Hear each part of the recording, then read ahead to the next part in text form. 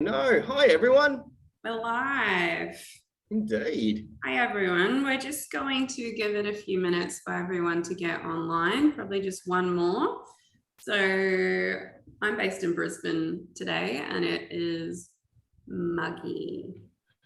Yeah, I Where are wish it you was guys? the same. We've got the rain happening in Sydney at the moment. But hey, Hardik, how you feeling? You're all warm? You're all ready? Yes, I'm all ready. 6 a.m. in the morning over there, isn't it? Yes, 6 a.m. in the morning. Oof. Oof. Nothing like an early morning start to get you going, right? Right? No, I'm all morning person. I love it. Okay. Me too, actually. Well, in Brisbane, I am. This is true. Depends on your time zone. Depends which country I'm in and what time zone and how bright it is outside for me.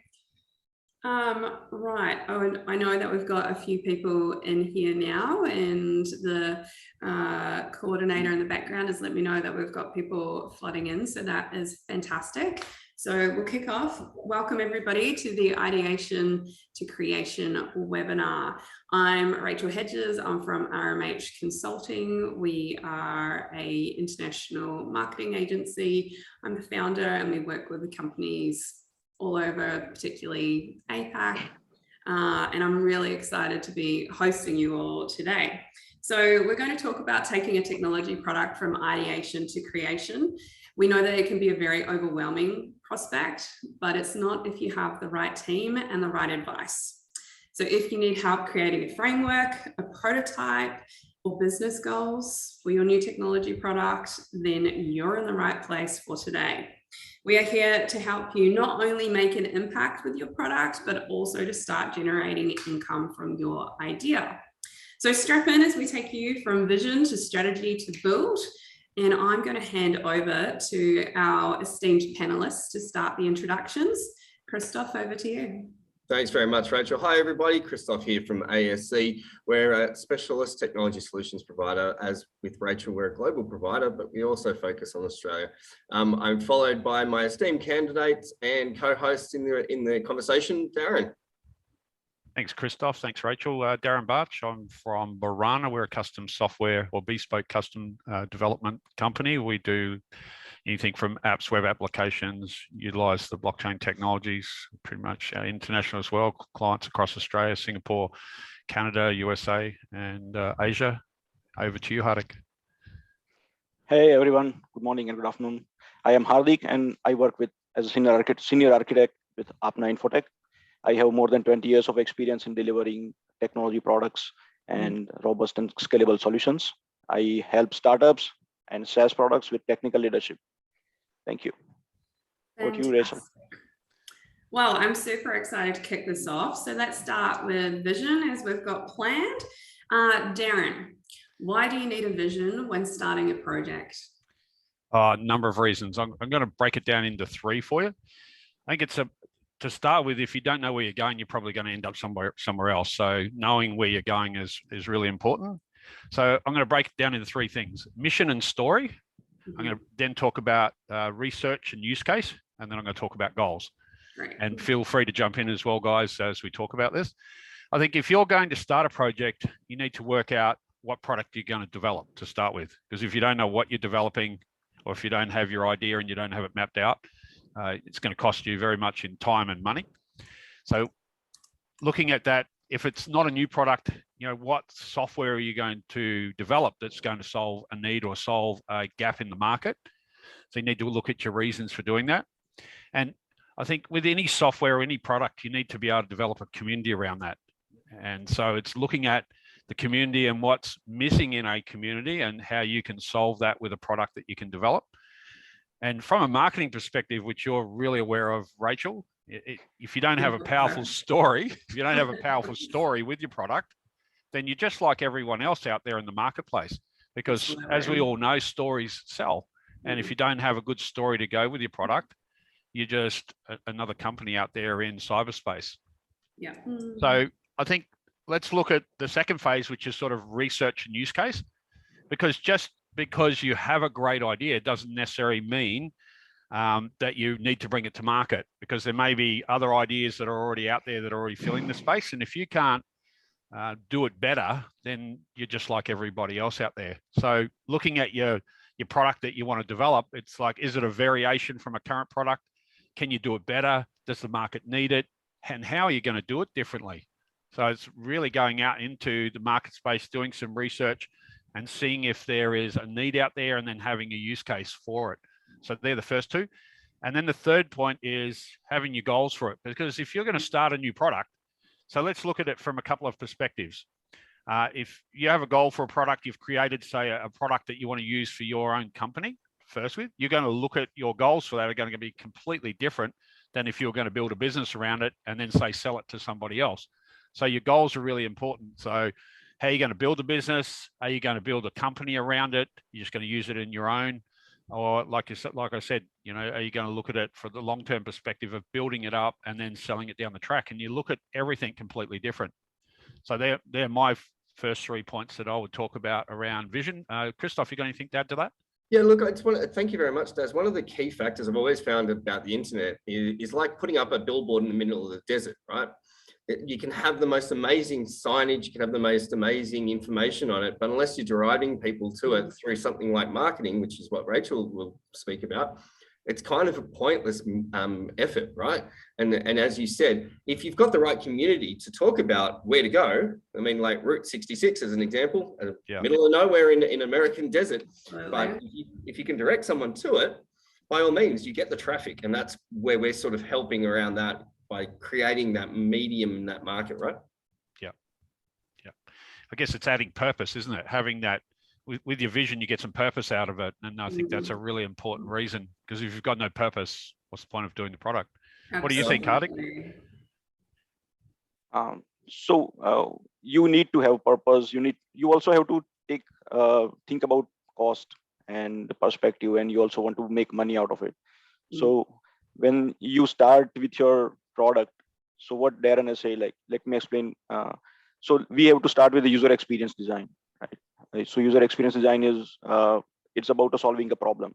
So you have a problem, you want to solve it. It is not about being creative, and user experience design should be useful where the content should be original. It should fulfill a need. Your product must be easy to use. Your product should be desirable, where design elements, or you should bring out about emotions and appreciations. Your content needs to be locatable, and your content should be accessible to all, including the differently able people. And your content should be credible. So user must believe and trust what you are telling them, what stories you are telling them. So let me explain. So let me explain how do you create the great user experience. It is actually a 5-step process. It starts with the product definition, where you have a stakeholder interviews to gather insights about your business goals. And then you have value proposition mapping to map the business goals with the user experience, and concept sketching, which is actually creating an early mock-ups of your future product. This can be a low fidelity paper sketches. The second step is to product research, which includes individual in-depth interviews and detailed competitive research. And then moving on to the third step, which is analyze the data gathered in the previous 2 steps, and where we create a user personas, which reference them as a realistic representation of your target audience. And then we create a user stories, and user stories will map different paths which user can take within his or her experience. And we create a storyboards, which helps to connect user personas and user stories. And the next step, number 4, is design, where we sketch to visualize your ideas. Then we create wireframes, which helps to visualize the basic structure of a future product. And then we need to create a prototype, which is an actual interaction experience. And it is like a simulation of your product. It can be a clickable wireframes or a recorded prototypes also. And the last step is to validate and perform testing with people who represent your target audience. There are different formats like moderated or unmoderated testing, usability testing, focus groups testing, beta testing, A/B testing. You need to perform all this and gather the feedbacks. And also, as Darren and Kristof mentioned, that we need to do a lot of research. So let me explain why user experience design is very important. A good user experience will create a user-focused design, which will make your product stand out in the market. It will create a better customer satisfaction to conversion to retention journey. And it will also establish a two-way relationship with your product and between the product and the users. And finally, it would result in improved return of investment for you. So it will create an intuitive experience and enhance credibility. So this is where your user experience design is very important. And I would not stress less to engage with experience and experts in this domain. Yeah. I Over to you, completely Rachel. agree. And you just don't know what you don't know, right? And so you might think, oh, I'm all over this. I can look after user experience. And then when it comes down to it and you've actually executed on your product and you realize that your UX is wrong, you're in a ton of trouble. I liken it to a footpath in the council area, right? Where you've got a line where the footpath is on one side, but then the user experience would be people walking through the middle on the grassy patch because it was an easier experience, right? Yeah. So a huge percentage of businesses fail in the first 5 years. So there's this common saying, right? Failing to plan is planning to fail. You wouldn't believe how hard that is to say, but it's also so easy to forget. And I think that what we've just talked about is why it is so important to plan. So Kristof, how do we create visibility across multiple cloud channels and why is it important? Thanks, Rachel. I'm going to quickly liken the conversation to what you were saying before, Darren, right? So the concept around if you have a vision and that's mixed with the strategy, you get a purpose for your project. And I steal that out of your words previously. And to answer your question, Rachel, one of the things that we quite often forget about in conceptualizing what we're looking to design and develop is the fact that the vision needs to have a post step, right?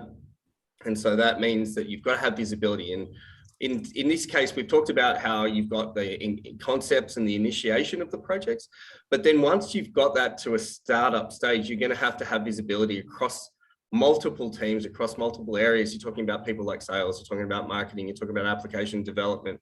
And of course, you being the entrepreneur that you want to be able to see this, right? And so by creating what's known as a development operations platform or having that implemented at the beginning and the onset, that creates a seamless engagement for both yourself and the teams that are involved along the way. And so that gives that freedom for you to see what's going on, but it also means that you can put certain pieces into the puzzle along the way without having to feel like that, as you were saying before, right? You have to change your UX dramatically, but by setting that up correctly from the start, the UX changes can be done in a moderate fashion, but it can also be in an integrated fashion. So that freedom is certainly something that most people want to have in that application platform.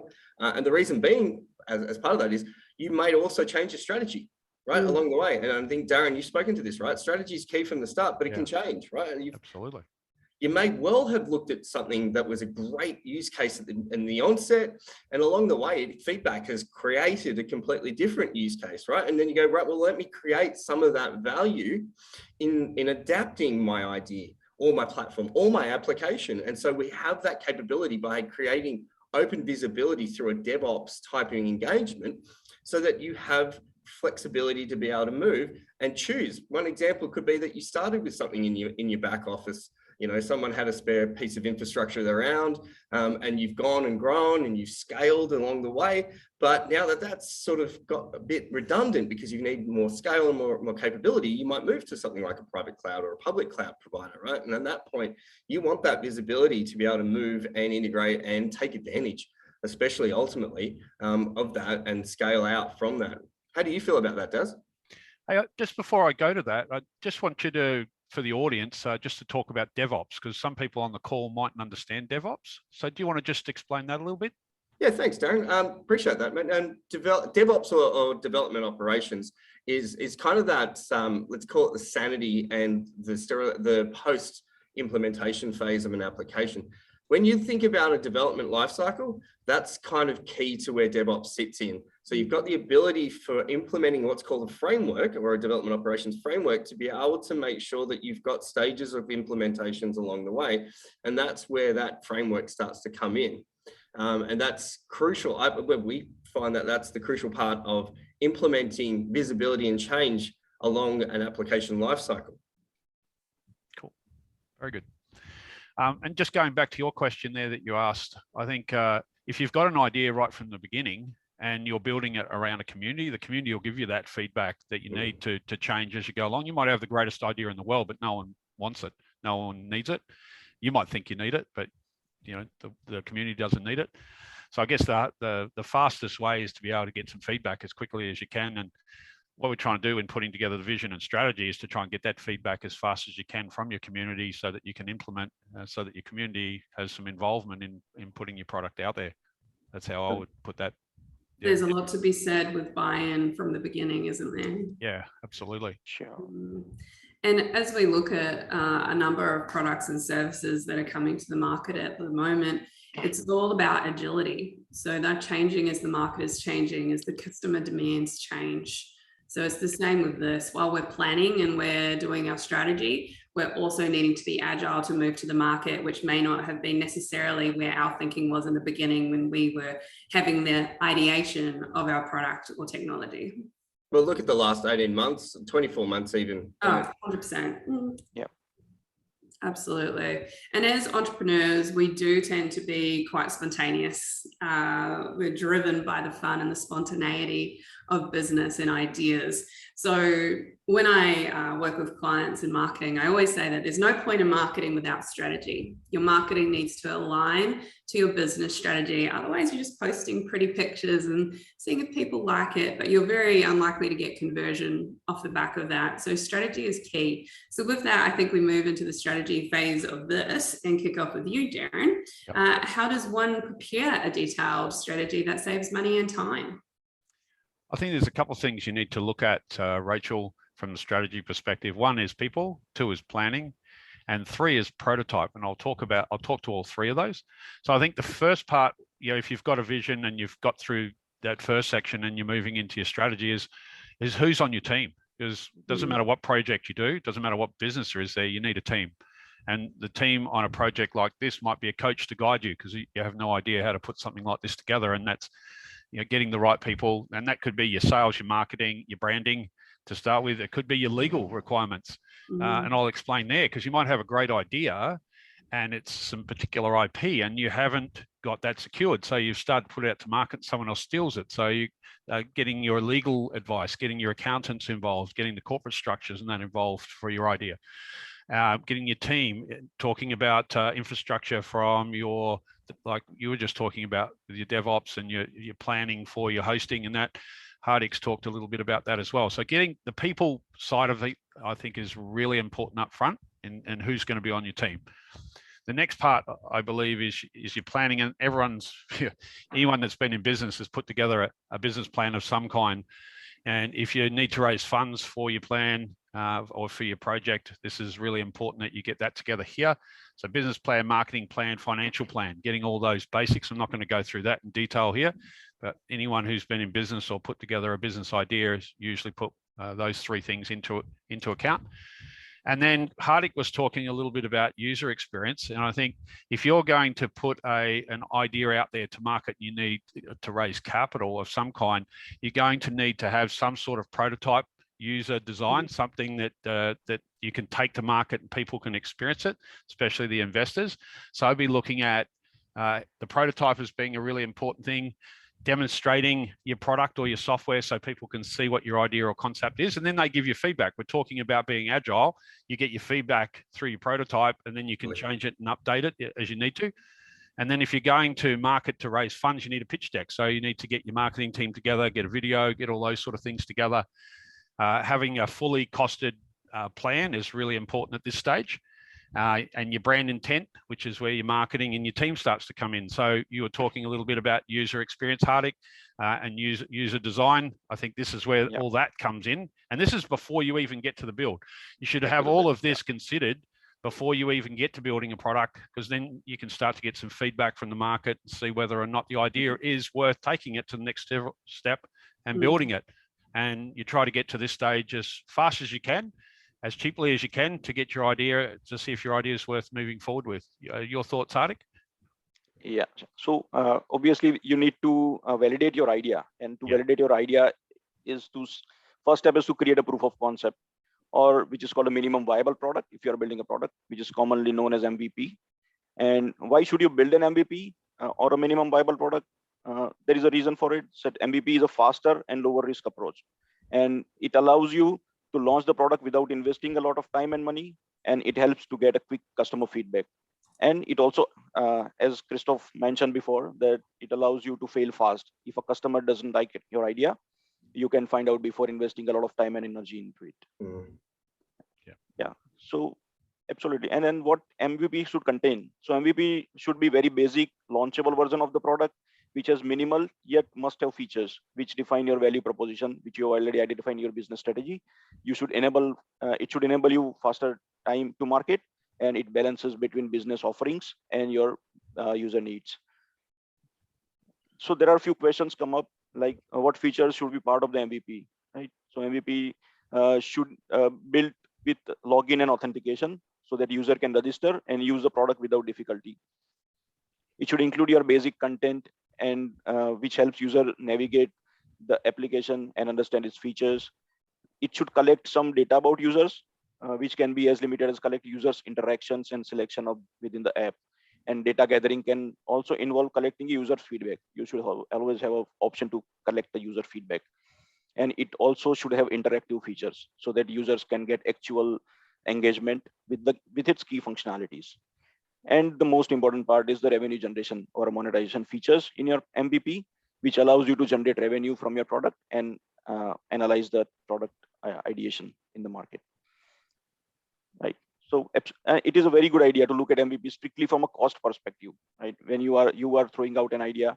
So Darren and Kristof already mentioned that we are here to make money, but we also want to make sure that we are showing a cost perspective, and that features which are not key differentiator in your product should be avoided in MVP. Right. And so there is there any guidelines for features to be avoided from MVP? So there are a few of them. I can say that nice to have features which are desirable for your product, but they are strictly not necessary for its functioning. Complex integrations like marketing tools, analytics, or complex third-party APIs that should be avoided in MVP. The artificial intelligence or machine learning, we are very popular within the app, but they can be very expensive and time-consuming. So it should be kept best for the later stages. And also augmented reality and virtual reality, VR, which can boost user engagement and are very attractive to have in your product, but they are also very costly to include in an MVP. So we can have some sort of an experience, but not fully featured product, AR, VR experience. So this is where we are. Back to you, Rachel. So Kristof, we've touched on DevOps briefly in that you've explained essentially what it is and where it kind of fits in. But can you tell me, how do you extend the platform or the product or the application to give visibility across the life cycle? And also, why is it important? Yeah, great question, Rachel. Thank you. One of the key factors around a vision when it's coupled with a strategy in your build is that you can get growth on your project, right? And so we've heard from Darren around building that strategy, which is key and vital, engaging with partners like yourself in marketing. And I must stress, whilst this seems like an arduous task, it's actually not. If you've got the framework up front, it's quite easy to go through an almost checkbox engagement with the right people. And that way you've got that sort of ease of engagement and we can work you through those processes. And back to your question there, Rachel. So why would you want to do that, right? So you've got to your MVP with Hardik's team and you've got, you've invested, you've got your angel investors are looking at this now, right? You've got seed funding that's going out, you've done your deck, you've got that in front of people, and you're starting to look at now growth. This is the most key factor that we get to. And part of that is getting to that ROI stage as fast as you can. As an entrepreneur, you have, your focus is on two things, freedom and connection. So freedom is being able to actually make an impact by your application, your platform, etc., and be able to engage with people, right? And so doing, you create revenue and income, and that creates a connection. And that's with a broader audience, it could be with whoever, but it also gives you the opportunity to turn that impact into something that's actually possibly a social impact as well as an economic impact, okay? Now, we've got past that MVP, but then you've got to start looking at the next step, which is growth and scale. So as we were discussing before between yourselves, that we've got that MVP built and it's on an infrastructure. It could be, like I said, in a server that's sitting in the background right now, but we've got people starting to hit it. Now, you're going to start looking at your cost and your revenue ROI. So we need to start to stretch out. And by doing that, you know, one of the best features of the internet is that we created what we call public cloud. And that's been around for quite some time. Now, the cloud's nothing more than somebody else's infrastructure in a data center somewhere, okay? So that term was wonderfully marketed, but it is also key because you need to be able to start looking at what your application needs are and be able to use multi-platform, multi-cloud opportunities. And by doing that, by creating it in what we would call a microservice type engagement or type of platform, and using the DevOps platform means that along the way, you can actually capture your application and migrate it, move it, or scale it and increase it to different platforms, different locations. And that means you've got flexibility. So you may find, for example, that you're using, and I'll use this as a term, a spot instance on one platform, which is something that's quite discounted, but that has therefore shut down and you need to scale that up on another location. By having that in your pipeline and being able to develop and move your application around, your growth and scale isn't hamstrung, firstly. And secondly, it's a more of a discounted or a cost efficiency for you by having that set from the get-go in that strategy stage. And then when you've gone past this, and we will start to talk more about this in the build stage, you can actually look at real cost benefits and real returns. So strategy is really cheap insurance, isn't it? Absolutely. Well, Absolutely. I'll speak to one point, and this is a statistic that it's come to me. 4% of businesses have a strategy in place. Only 4%. That's not real. Funnily enough, and then that statistic then extends. So a large majority of businesses fail in the first year. In actual fact, it's over 50%. And you start talking about 5 years, it goes down even further. But when you get to 10 years, take a wild guess of how many percentage of businesses have survived. Bingo. And you know why? Because they have a strategy and they plan. So by doing that, and this is by engaging with someone and a team, I should say collectively, we will be able to give you that plan, that strategy, and that means you can then definitely make that impact, right? So it's talking about that holistic view as well, isn't it? We're looking at everything to ensure we're ticking all the boxes so that when we go to market, we're good to roll. There's no error left behind. And I think that's why it's so important to have the right team involved. And it goes back to what I said before, and that you just don't know what you don't know. Yeah. And it becomes much more obvious as you make mistakes. Learn from ours. But that's when you start to realize, because you thought you knew and you didn't know. So right, so let's move on to build. Hardik, what is the role of architecture in a product, and what are the important notes and pitfalls to do with that? Sure. Thanks. So the first step is to engage with an enterprise architect. Enterprise architect should operate strategically and work with executives to achieve your product goals and align your technology and the business strategy. Architect will guide your business and take decisions about information, process, technology, and execute a business strategy or the roadmap, and it will also identify software and hardware needs. And enterprise architect will actually propose an architecture which will consist of, actually Kristof already covered few of them. So it should consist of the infrastructure strategy, whether you want to have your product on premises or on cloud, core product architecture, security strategy, and scaling strategy, and how the users will increase and growth expected, whether you will return to that scaling part or not, scale up, scale down, orchestration and transaction management strategy, and then deployment and DevOps strategy. So Kristof has already mentioned a couple of times before DevOps. So those strategies are quite important and in your growth of the product. Now, if you need to engage with an industry expert to achieve the goals, it is very important to engage with your industry experts to achieve the goals.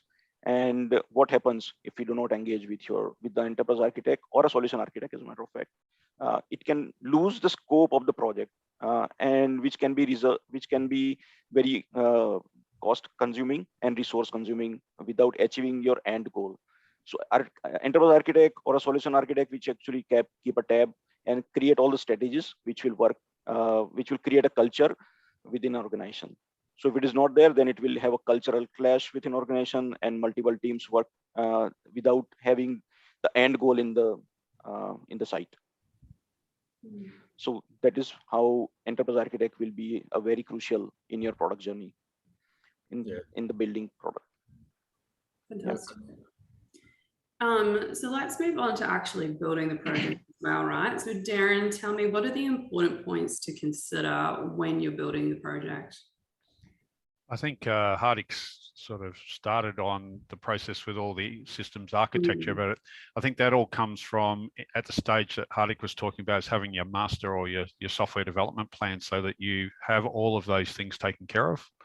And that includes even the tech stack that you're going to work in, and whether or not that the tech stack or the type of software you're going to build it in, whether it's there for scale, and so you take all of that into account. But then I think it's really taking everything that you've done in the strategy stage and then being able to, with your plans, and then being able to build your MVP and getting all of that in place so that you can go out to market and start to test it. So some of the things around there is certainly support and maintenance once you've done that, because you put it out to the marketplace and you need to go, right, so these are the stages that you're getting feedback. You've had feedback from your prototype. Now you're getting feedback out into real marketplace, taking into account the fact that you're looking at from your costs as well. You want to try and get back to your return on investment, or get back to break even as quickly as you can on your project, to see whether or not it's going to have some financial success before you move forward to scale. So I think it's a really important stage right now in that initial build, or building out your minimal viable product. It's a crucial part of the process. And like we were just saying, you don't want to spend a stack of money if it's not worth taking that idea out. So it also involves marketing, getting the marketing involved. And I don't think people give enough credit to when you bring your marketing in. So you can be doing a lot of work behind the scenes, like we were talking the other day, Rachel, getting the website up, getting your marketing in place before you even get your MVP out there. And I think the marketing and when you go to launch your MVP need to go hand in hand. So you need to work together with your team to bring that to fruition. And then I think from there, once you've got it at that stage, it's starting to look at your scale and how you're going to scale it forward. And right back when we were talking about people, this is where all your people come into play. So you're looking at your sales and your marketing and the team that's going to be behind the scenes with your administration, your email campaigns, your marketing, all of those sort of things come into your launch when you go to scale. And then also it's like your future, Hardik was talking about the minimal products or the minimal features that you would have in your MVP. Now it's going, right, the feedback we've got, now how are we going to roll that out to full scale? So some of those things need to be taken into account. Your thoughts, Kristof? Yeah, look, it's a fantastic point you make there, Darren. And part of that is, right, so if you get to the point where you passed your MVP and you've started to build out and scale, you're going to have multiple teams working on multiple parts of that application, right? And so Hardik has mentioned, you look at, all right, AI. So, right, so you might be able to get a team to help you with that, right? And so part of that means that you've got one part of let's call it the corporation as you are, developing one part of the application, you got another out and say it could be remote. And so, one of the blessings we found over the last 24 months is you don't have to all be in the same spot, but what you do need is visibility across that, right? And so we've talked about that platform of the development applications, DevOps, right? And so as part of that DevOps engagement, you have that visibility and communication between the teams that you're working on, regardless of location, and what parts that you're working on together to get that next level, right? And you've got what they call agile steps. So if you're working in an agile methodology, you work in sprints over periods, right? And they could be anywhere from 2 weeks to a month. And by doing that, you can create that life cycle so that you can see where you're at, every team, where they're at and what they're working on and when they're ready to actually execute on that. And when they do that, they have the visibility to see who's been doing the work, where has it got to, and if there's some, for example, bugs in it, there is a potential to roll that feature back. And, you've hit the nail on the head, Darren. It's all about the people and being able to work together in a cohesive and communicative fashion. And then one of the points that, we can talk about with Rachel in a minute would be about making sure that that message gets delivered across to the end customer. And, how do we get what we're doing to be delivered in a way that goes, hey, user enhancements look like this, so that they're actually excited and involved in it. I was going to say, actually, Darren, before when you mentioned that, you're preaching to the choir. And that's so often marketing is brought in later, and there's so much that we could have done in preparation to get earlier runs on the board, from building lists, building an audience, creating some excitement, listening, that feedback thing again, getting insights, and it could be really viable information which can make an impact on how we roll out eventually. So yeah, 100% agree. Can't talk about it enough. Now, I also wanted to bring up vendor lock-in. Good question, Rachel. Yeah, so I know that this can be a massive challenge, and it's not necessarily a consideration in the start because you're just trying to get everything going and locked in, and unfortunately, you're literally locked in. So tell me a bit more about that. Yeah. Look, I mean, it's one of those points. So a good vision mixed with your build can give you freedom and revenue, and that can create an impactful project. However, you've hit nail on the head.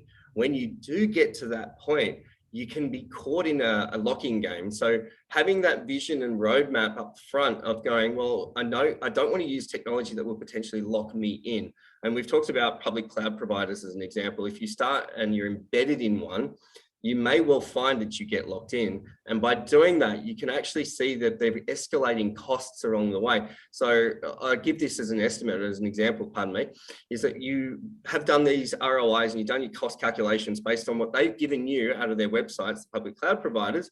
But when reality came to fruition, you're finding that there's 30, 40% extra costs that weren't necessarily calculated at the onset. And these could be like traffic costs, network costs, and other elements, backups, etc., that you weren't considered up front. Working with a provider like us gives you that opportunity to actually look at those future engagements early. But the best part about that is creating in a microservices type of development lifecycle, which the guys have spoken to, right?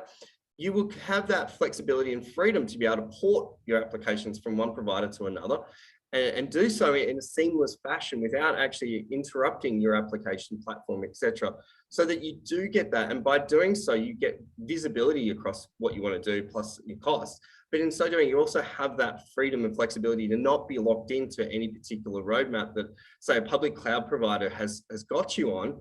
And so you're drinking the Kool-Aid, but the Kool-Aid's suddenly giving you cavities because it's costing you more. So let's move away to something that's got water in it instead, as an example. Yeah. Very nice.